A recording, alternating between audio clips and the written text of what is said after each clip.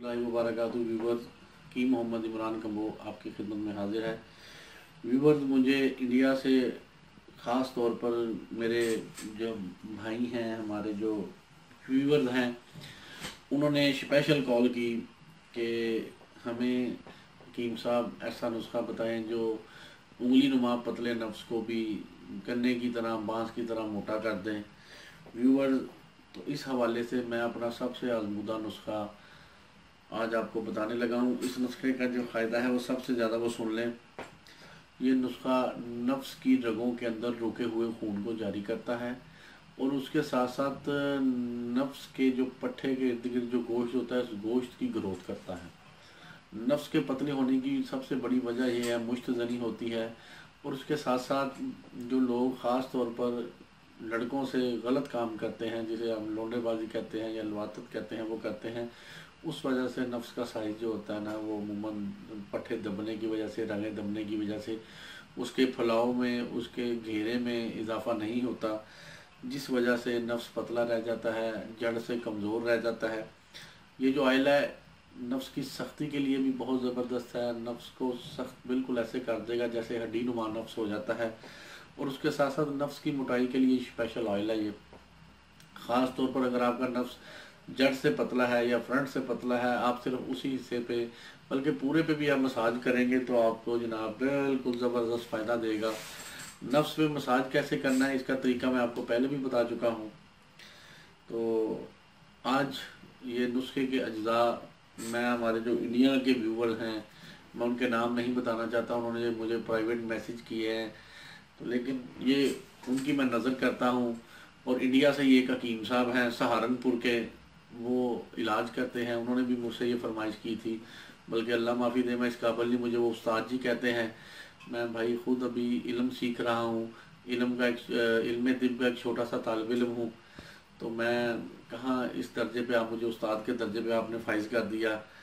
ये नुस्खा शादीशुदा भी इस्तेमाल कर सकते हैं, कुंवारे भी इस्तेमाल कर सकते हैं, लेकिन सिर्फ इस नुस्खा इस्तेमाल करने से पहले छोटी सी एहतियात ये है कि अगर आप लोग को ज़कावत हिस्स यानी सेक्स के ख्याल से मनी के कतरे निकल जाना वो है, या आपकी मनी पतली है, या आपको जरियान और एहतलाम का नुस्खा है, टाइमिंग की कमी का नुस्खा है, पहले इसका इलाज करके फिर आपने ये इस्तेमाल करना है। क्योंकि ये जो फार्मूला है बहुत ताकतवर है, बहुत हैवी है।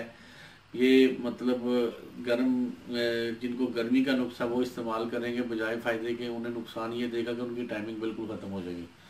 तो इसलिए पहले इस चीज़ का इलाज करें, फिर इस नुस्खे को अप्लाई करें और आपको ऐसा रिज़ल्ट मिलेगा कि आपकी सोच से ज़्यादा।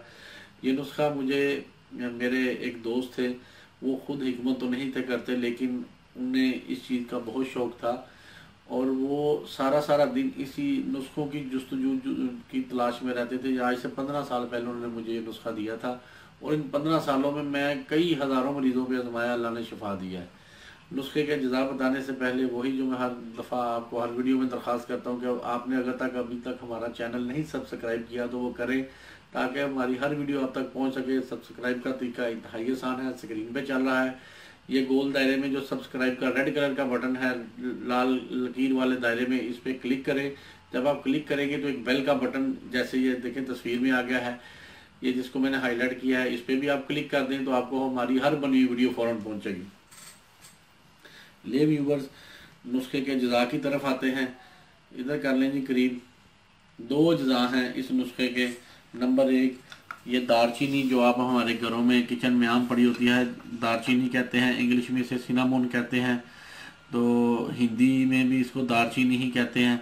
ये मसाला है हमारे आम किचन में यूज़ होने वाला, अरबी और दीगर ज़बानों में है, वो भी मैं लिख दूँगा इसका क्या नाम है। दूसरी चीज़ है रोगन अखरोट। ये जो हम अखरोट जिसे हम ब्रेन नट कहते हैं इंग्लिश में, ये उसका ऑयल है। हर दवा खाने से अच्छे किसी पंसार से ये मिल जाता है, अच्छी कंपनी का, प्योर जो खालस हो वो आपने लेना है। लेने के बाद 1 शीशी आप ले लें। अब आपको मैं 1 ले लें, 2 ले लें, जितनी आपको ज़रूरत है।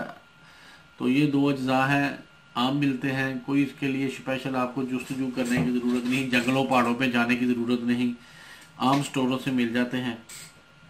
अब इसका तैयारी का तरीका मैं बता देता हूँ। आपने क्या करना है कि दालचीनी आपने लेनी है 20 ग्राम। 20 ग्राम दालचीनी लेके आपने इसका पाउडर बना लेना है। दालचीनी जो बाज़ार से पीसी हुई है वो नहीं आपने लेनी, आपने खुद लेके पीसनी है। इसका ये फ़ायदा होता है कि आप प्योर 1 नंबर चीज़ लेते हैं। 20 ग्राम आपने लेके इसको घर जो ग्राइंडर होता है मसाला पीसने वाला, उसमें पीस के फुल बारीक पाउडर बना लेना है, ठीक है जी। और उसके बाद आपने ये क्या करना है कि ये अखरोट का ऑयल भी आपने तकरीबन 20 ml ले लेना है, 20 ml, ठीक है जी। 20 ml लेके आपने इसको मिक्स कर लेना है। अच्छी तरह मिक्स करने के बाद आपने इसको शीशी में डाल लेना है। शीशी में डालने के बाद रोज़ाना रात को आपने क्या करना है कि ये पेस्ट हल्की सी गाढ़ा सा हो जाएगा, पेस्ट नुमा बन जाएगा। तो आपने क्या करना है कि नफ्स पे इसको अच्छी तरह लगा लेना है। फ्रंट कैप पे नहीं लगाना, ऐसे साइड पे इधर इधर, ठीक है जी। फ्रंट कैप पे ना आप लगाना, क्योंकि ये जलन करता है थोड़ी, और बहुत मतलब ज़रा तेज़ होगा, कईयों को जलन भी करेगा, और जलन करेगा इसलिए बर्दाश्त कर लें। अगर जलन बर्दाश्त ना हो तो आपने तेल की मिकदार 40 ml कर लें, 60 ml कर लें, यानी दालचीनी की मिकदार आप कम कर लेना, तेल बढ़ा लेना, कोई इशू नहीं है इसमें। इसका इतना कोई इशू नहीं होता कि कई लोगों की जल्द हसास होती है और उन्हें ये दालचीनी जो है ना वो काफ़ी तंगी देती है। तो ये आप इस तरह 1 महीना इस्तेमाल करेंगे, इंशाल्लाह आपको सारी खोई ताकतें बहाल हो जाएंगी, नफ्स की मोटाई में इजाफा हो जाएगा। और इसके साथ साथ आपको मैं बता दूं व्यूवर्स, कई दफ़ा कई मरीज़ों की जल्द हसास होने की वजह से दाने वगैरह या निकल आते हैं या खारिश होती है। जब दाने वगैरह निकल आए आपने क्या करना है कि ऑयल लगाना छोड़ देना है। ऑयल नहीं आपने लगाना, देसी घी में प्याज जला लें या लहसुन जला के या अदरक जला के उसको, अदरक या लहसुन को बाहर निकाल दें। जब देसी घी ठंडा हो जाए वो देसी घी इलाज के तौर पे लगाएं। जब दाने वगैरह हट जाए फिर दोबारा शुरू कर लें। बहुत ज़्यादा गर्म मौसम में नहीं लगाना कि ये नुस्खा बहुत गर्म है, गुलाबी से मौसम में या सर्द मौसम में लगाएं। रात को लगाएं, सुबह उठ के अगर सर्दियाँ हैं तो नीम गर्म पानी से धोएं, अगर गर्मियाँ तो आम सादे पानी से धो लें, कोई इशू नहीं होगा। दुराने जब ये लगाया हो, बीवी का मुकम्मल परहेज़ है, ये लगा के बीवी से सोबत नहीं करनी, अमूमन कई लोग गलती करते हैं, ठीक है जी।